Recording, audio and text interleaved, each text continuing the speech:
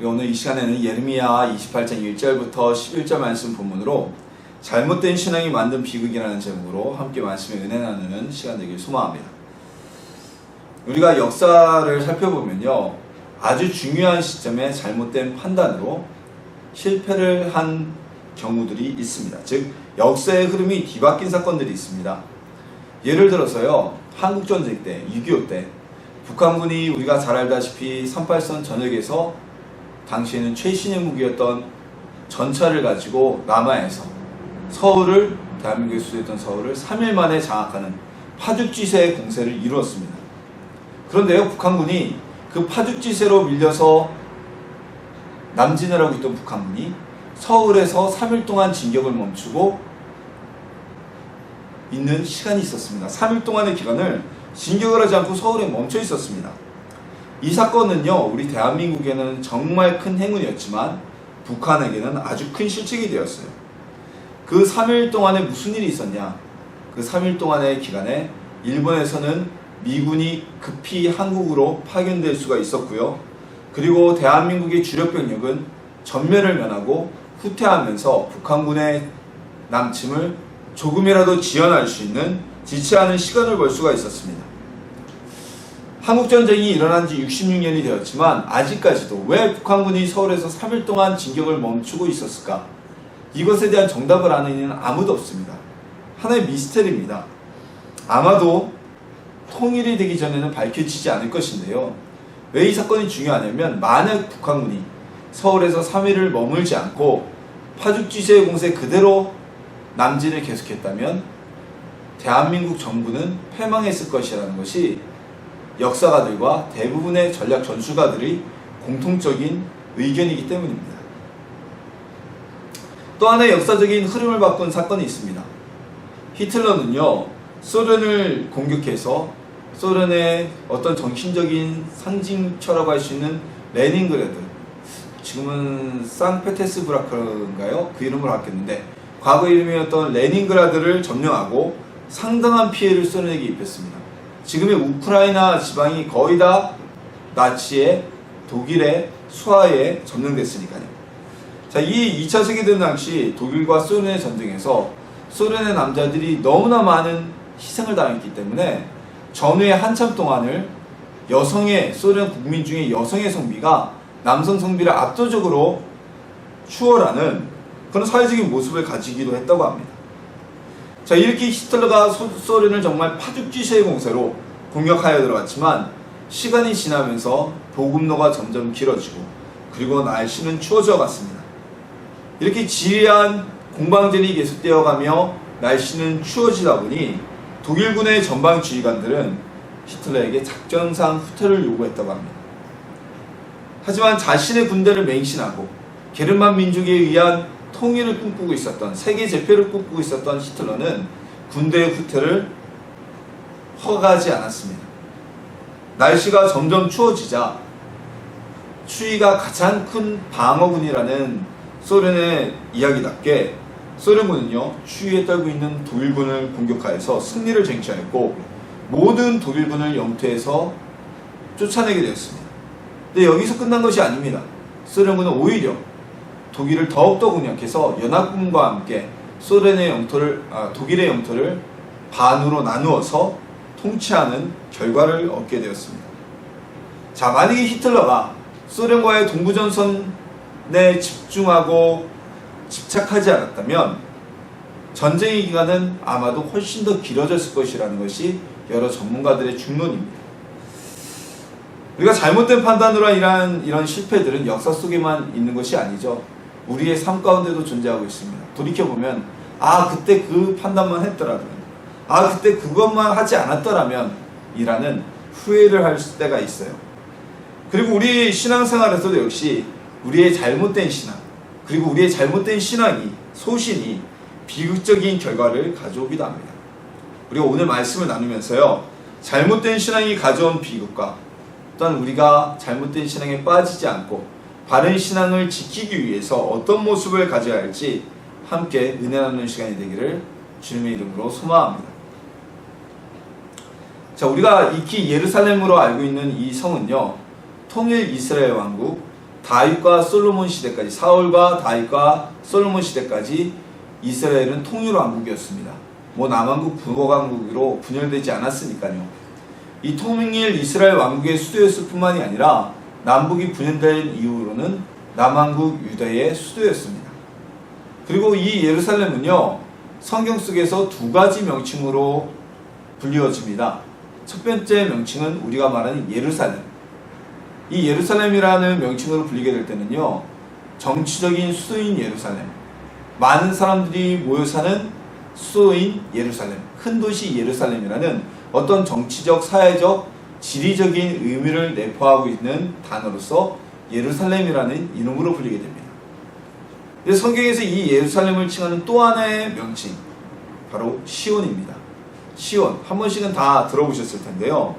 이 시온이라는 명칭에는 하나님의 성전, 즉 하나님이 임하고 계신 곳을 의미하는 단어였습니다. 그래서 예루살렘은 어떤 일반적인 명칭이었다면 이 예루살렘을 시온이라고 부를 때는 하나님의 도성, 하나님의 성전이 있는 곳, 하나님이 임재하고 계신 거룩한 장소라는 의미를 부여하고 있다는 것이죠. 때문에 이 예루살렘에는요, 다윗이 모셔온 하나님의 언약궤가 있었고요. 그리고 그 언약궤를 위해서 솔로몬이 지은 하나님의 성전이 있었습니다. 하나님의 언약궤는요, 우리가 구약의 신학적 관점에서 볼 때, 우리의 구약의 신학적 관점에는 이 이스라엘 사람들, 구약 신학적, 이스라엘 사람들이 구약에서 느끼고 있었던 하나님에 대한 신학적 관점에서 볼 때 하나님의 언약궤는요, 하나님의 발등상, 즉 하나님의 발이 얹혀져 있는 받침, 즉 지상 유일하게 하나님이 임재하신 곳이라는 의미를 지니고 있었어요. 자, 이것은 예루살렘은 그냥 평범한 도시가 아니라 니느웨나 바벨론처럼 엄청나게 큰 도시는 아니었지만 하나님께서 이 지구상에 유일하게 존재하시는 특별한 장소라는 의미를 부여하게 되었던 것입니다. 언약궤가 예루살렘에 있었기 때문이죠. 자, 이런 인식은요, 이런 신학적 관점은 유다의 후기에 오면, 유다 왕국 후기에 오면 시온 불멸설이라는 신학적 입장으로 발전하게 됩니다. 자, 이 시온 불멸설이라는 것은 무엇이냐면요, 하나님의 언약궤와 성전이 있는 거룩한 도시인 예루살렘은 절대 멸망하지 않는다는 사상이었습니다. 하나님이 유일하게 임재하고 계신 곳이기 때문에 하나님이 자신의 언약궤와 자신의 성전이 있는 이 예루살렘은 멸망하게 놔두지 않고 늘 보호하실 것이라는 것이죠. 실제로 이것은 예루살렘에 살고 있었던 유대인들에게 아주 든든한 믿음이었어요. 그리고 사실 이 믿음처럼 여호사밧 왕 시절에 암몬과 모압과 세일산 사람들이 연합하여 침공했을 때도 하나님은 그들 가운데 역사하셔서 스스로 서로를 향해 칼을 겨누고 싸움으로 인해서 자기들끼리 싸우다가 전쟁에서 전멸하게 하셨고, 또 후기에 오면 히스기야 시대에 오면요, 아수르 제국의 포위 공격에서 하나님은 직접 그들의 군대 가운데 천사를 보내셔서 하룻밤 아침에 18만 5천 명이라는 모든 아수르의 군사가 다 전멸해버리는 이런 하나님이 직접적으로 예루살렘을 보호하시는 기적이 나타났었습니다. 이런 기적으로 예루살렘이 함락되지 않게 하나님께서는 지키셨던 것입니다. 이런 기적과 같은 사건들로 인해서 시온 불멸설은 정말 진리, 변함없는 진리로 이 유대인들 가운데, 이스라엘 민족 가운데 아주 강력한 신앙이 되었습니다. 근데 이 강력한 신앙은 결코 이스라엘 민족에게 좋은 영향을 끼치지 못하게 되었습니다. 그들은 자신들의 모습은 돌아보지 않고 그저 이곳은 난공불락의 요새야, 이곳은 하나님의 성전이 있는 곳이야 라는 이유만으로 이 예루살렘이 멸망하지 않을 것이라고 여기고 있었기 때문입니다. 이런 신앙은요, 하나님의 언약궤와 성전을 방패 삼아서 그냥 평안만 누리고자 하는 모습이었던 것입니다. 그러나 하나님의 생각은요, 정작 이 이스라엘 민족의 생각과는 많은 면에서 달랐어요. 하나님께서는 하나님을 떠나 우상 숭배를 하며 범죄를 저지르고 있던 이스라엘 민족 가운데 수많은 선지자들을 보내셔서 그들에게 회개를 할 것을 선포하셨습니다. 때로는 엘리야, 때로는 엘리사, 그리고 성경에 기록되지 않은 많은 선지자들을 이스라엘 가운데 보내셨죠. 그러나 이 이스라엘 민족은 그 선지자들의 말을 듣지도 않고 회개치도 않고 오히려 그들을 핍박하고 죽였습니다. 이에 하나님께서는 회개하지 않는 이 이스라엘 민족을 징계하시고 예루살렘을 멸망시키시고 이스라엘 민족이 과거의 처음 시작이었던, 즉 가나안 땅에서 그들이 쫓겨나게 되는 멸망을 일으키실 것을, 징계하실 것을 결심하셨습니다. 이스라엘이 하나님을 떠나면요, 그들에게 허락되었던 가나안 땅과 그리고 그 모든 이스라엘 민족의 위치를 가나안에 입성하기 출애굽 이전으로 돌리실 것이라는 것은 이미 모세 시대에 하나님과 이스라엘 민족 간에 서원되고 언약된 바였습니다. 그럼에도 불구하고 하나님께서는 이 이스라엘 민족을 그냥 멸망시키지 않고 그냥 치지 않으시고 오늘 본문에 등장하는 예레미야 선지자를, 예레미야 예언자를 이스라엘 가운데 보내셨습니다. 그리고 예레미야를 통해서 유대가 바벨론에 멸망할 것을 말씀하시고 선포하시고 너희가 바벨론과 화해하고 화목하면 너희의 목숨은 건지게 될 것이라고 말씀하셨습니다.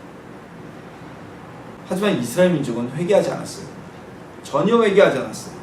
그들은 예레미야를 매국노 취급을 했습니다.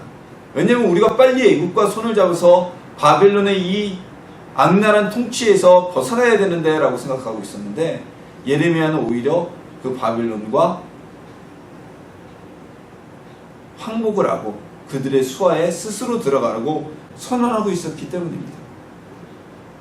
예레미야를 매국노 취급하는 이 이스라엘 사람들은, 이스라엘 민족은 하나님의 성인 예루살렘은 절대 멸망되지 않을 것이라는 시온 불멸설의 주장을 다시 되풀이하게 됩니다. 이미 하나님의 멸망이, 하나님의 심판이 선포되었음에도 불구하고 회개하지 않고 마지막 회개의 기회와 하나님이 주신 마지막 배려의 시간을 스스로 걷어찬 모습이었던 것입니다. 하나님께서는 이스라엘 민족을 이제 가나안 땅에서 그들에게 주어졌던 가나안 땅으로부터 다시 몰아내시고 그들의 조상 아브라함이 그랬던 것처럼, 그들이 조상이 출애굽하기 전에 그랬던 것처럼 이방 나라 이방 땅에 살게 하기로 하셨지만 하나님께서는 이스라엘 민족에게 징계만 주지 않으셨습니다. 마치 아담과 하와가 에덴 동산에서 범죄하고 그들이 쫓겨남을 당했을 때 그들을 그냥 내쫓지 않으시고 짐승의 가죽을 벗겨 옷을 만들어 내보내신 그 하나님의 사랑이 오늘 본문에 예루살렘에 살고 있는 그리고 모든 유대인들 가운데, 이스라엘인 가운데 선포되어졌던 것입니다. 하나님께서는 하나님 앞에 돌이키면 물론이거니와 그렇지 않더라도 너희가 바벨론에게 항복만 한다면 너희는 목숨을 잃지 않을 것이다. 너희는 죽음을 당하지 않을 것이다. 고통이 덜할 것이다 라는 말씀을 하셨지만 이들은, 이스라엘 민족은 받아들이지 않습니다. 그리고 수많은 선지자들을 주고 하나님의 율법을 어겼던 그때와 이전의 모습처럼 여전히 하나님의 말씀에 귀를 기울이지 않고 마지막 회개의 기회, 마지막으로 살아남을 수 있는 그 기회를 자신들 스스로 걷어차버린 것입니다. 성경의 요나서에 보면요, 오늘 본문의 말씀과 잘 대비되어지는 이야기가 기록되어져 있습니다. 하나님의 예언자였던 요나는 어느 날 아수르의 수도인 니느웨가 멸망하게 될 것이라는 것을 그 니느웨에 가서 선포하라는 하나님의 계시를 받게 됩니다.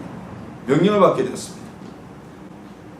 그러나 이 요나는 여러 가지 핑계로, 여러 가지 이유로 그 선언하는 것을 거부하고 반대쪽으로 다시스로 도망가게 됩니다. 그 와중에서 하나님의 요구는 철회되지 않았고 바닷물 속에 던져지고 고래배 속에서 토함을 당하면서 여러 우여곡절 끝에 결국 요나는 니느웨 성에 가서 40일 후면 너희의 죄로 인해 이 성이 멸망할 것이라는 하나님의 말씀을 그대로 선포하였습니다.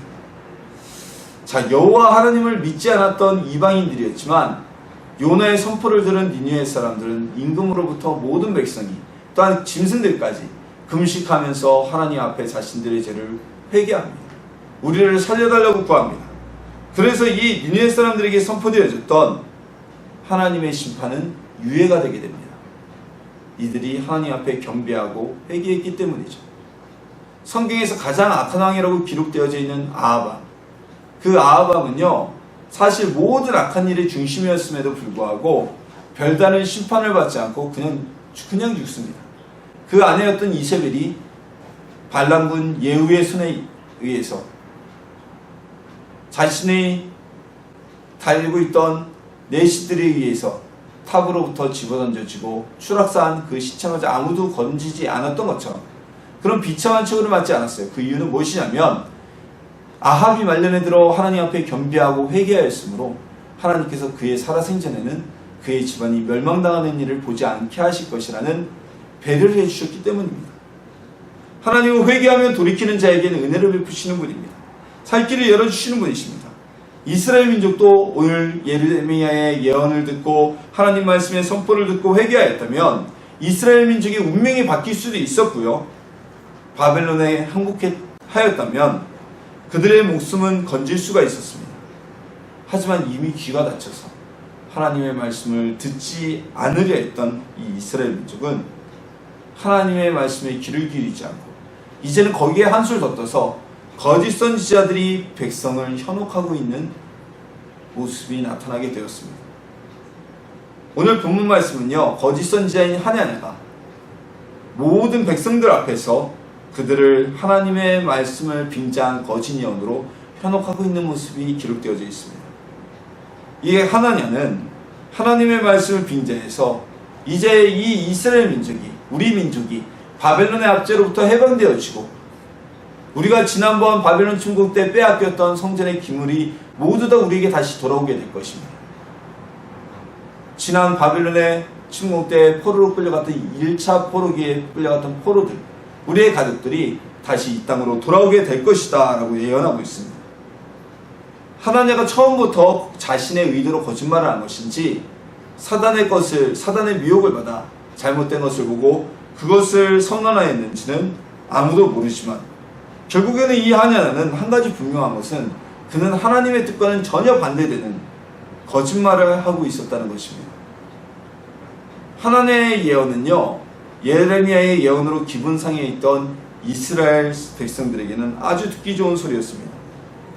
늘 불안한 소리만 하던 예레미야를 그 소리가 하나님의 말씀이라는 선포에 듣지는 않지만 마음 한편이 불편했는데 이제 더 이상 예레미야의 말을 믿지 않고 믿음으로 하나님이 이 나라를 다시 여호사밧 때처럼 히스기야 때처럼 회복하실 거야 라는 그 이야기에 귀를 기울이게 되었던 것입니다.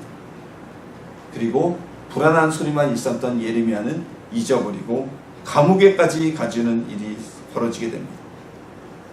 그러나 오늘 본문 말씀에 보면 예레미야조차도 하나님의 예언처럼 성전의 기물이 돌아오고 빼앗겼던 붙잡혀갔던 포로들이 되돌아오는 그러한 기적이 일어나기를 바라십니다. 아멘. 그리하시기를 원하나이다 라고 오늘 말씀하잖아요. 아멘. 여호와는 이같이 하옵소서. 예레미야 역시 그런 승리의 복음, 승리의 선포, 희망의 선포가 간절히 바랬던 것입니다.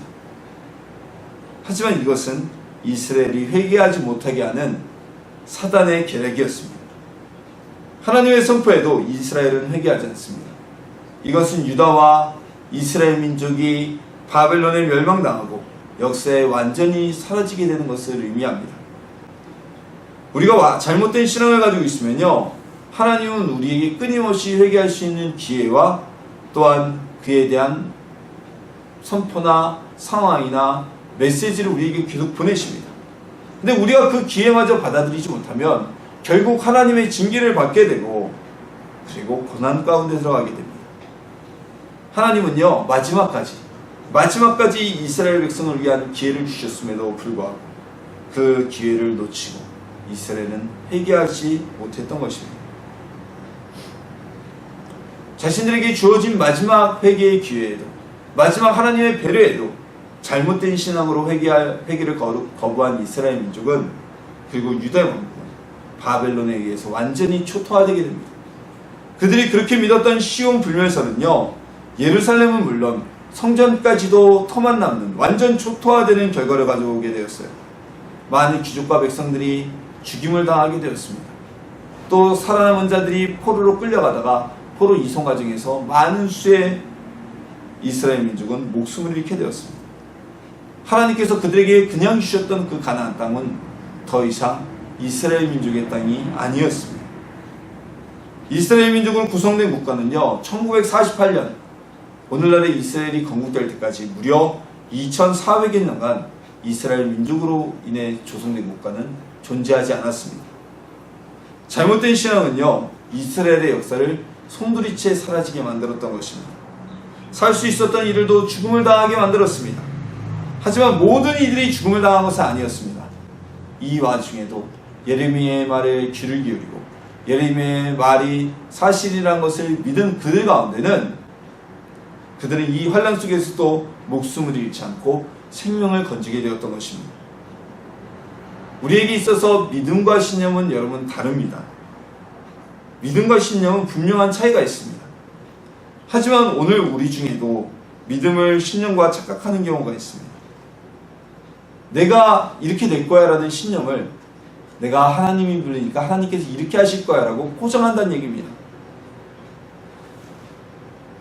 우리의 믿음은요, 철저히 성경 중심적이 되어야 됩니다. 오늘 본문의 이스라엘 민족은 신명기 등에서 선언된, 즉 모세의 율법에 의해 선언된 하나님의 경고를 무시했습니다.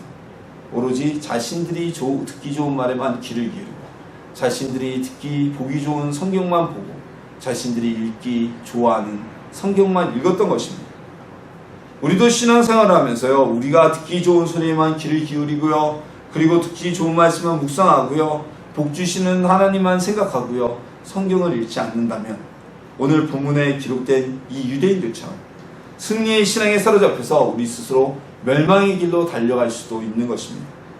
마치 나방이 자기가 불타 죽는지도 모르고 활발 타는 불구덩이로 뛰어드는 것처럼 우리가 하나님의 축복을 받기 위해서는 이것이 정말 하나님 뜻에 합당한 것인가, 그리고 하나님이 이 일을 기뻐하시는가, 우리는 성경 말씀을 통해서 비춰볼 수 있어야만 합니다.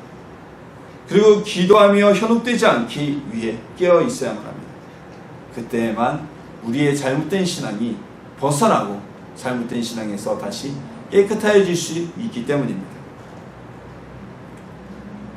한국전쟁 이후에 한국 사회 일부에서는요, 화약은 배알인가 무슨 약이라고, 먹는 약이라고 화약을 그냥 먹는 경우가 있었고요. 또한 충치의 고통이 심하면 석유를 묻힌 실을 불을 붙여서 꺼서 그 뜨거운 것을 충치가 있는 이로 물고 있는 그러한 일들이 있었습니다. 지금 생각하면요, 화약이 뭡니까? 중금속 덩어리예요. 중금속 덩어리를 먹는 것이고 잇몸 신경과 치아를 손상시키는 정말 어리석은 행동을 했던 것입니다. 하지만 당시에는 그 사실을 몰랐기 때문에 그것이 옳은 것인 줄만 알았던 것이죠. 모르는 것 자체가 죄는 아닙니다. 하지만 진실을 모르면 우리는 죄에 현혹되고요. 그리고 결국 진리를 깨닫지 못하면 죄를 범할 수밖에 없습니다. 하나님께서 자신들의 성전을 허물지 않을 것이라는 이스라엘 민족의 잘못된 신앙은요, 하나님의 말씀을 안 듣는 것을 뛰어넘어서 거짓 예언까지 하게 합니다.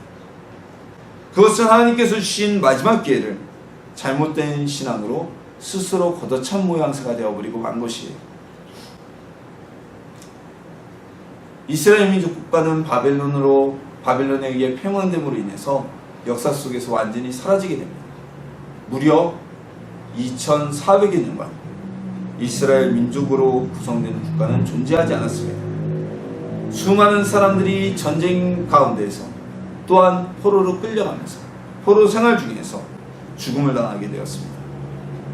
예루살렘 성은 완전히 파괴되었고요, 성전은 초토화되어 버리고 말았습니다. 하나님을 자신들의 수준에서 완전히 안전을 위한 담보로 이용하려 했던 이 잘못된 신앙의 결과가 바로 이것인 것입니다.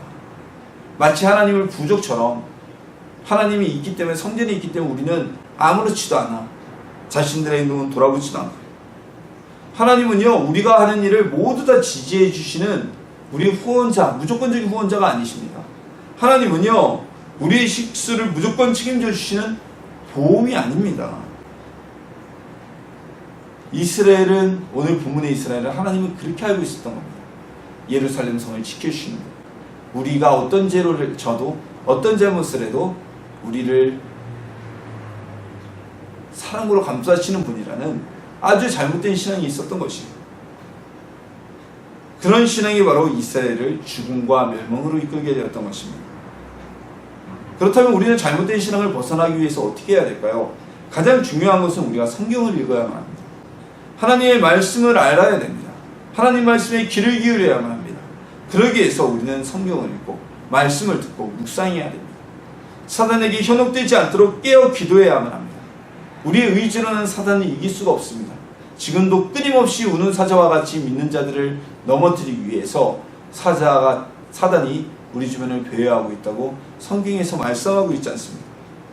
우리가 말씀을 들어서, 말씀을 읽어서 하나님이 원하시는 그 진리의 뜻을 깨닫고, 그리고 우리가 잘못된 신앙의 유혹에 빠지지 않고 기도하며 깨어있다면 하나님의 은혜, 건강한 신앙을 유지하고 건강한 믿음으로 우리의 삶을 살아나가는, 우리의 믿음을 지켜나가는 하나님의 축복이 우리 가운데 임하게 될 것입니다. 그리고 오늘 말씀을 다시 한번 묵상하면서 우리가 하나님 앞에 온전히 서는 주님의 자녀, 주의 백성이 되기를 소망합니다. 언제 어디서나 어느 때에든지 잘못된 신앙의 유혹에 빠지지 말고, 하나님이 이거 잘되게 해주실 거야, 무조건 하나님은 이건 잘되게 해주실 거야, 무조건 하나님이 이것을 축복해 주실 거야 라는 승리자적인 신념을 믿음과 착각하지 마시고, 건강한 신앙으로 하나님의 뜻이 무엇인지 묵상하며 깨닫고 그 하나님 뜻대로 살아서 건강한 신앙을 유지하는, 그리고 그 건강한 신앙으로 인한 복된 열매를 받아 누리는 하나님의 자녀가 되시길 예수님의 이름으로 축원합니다.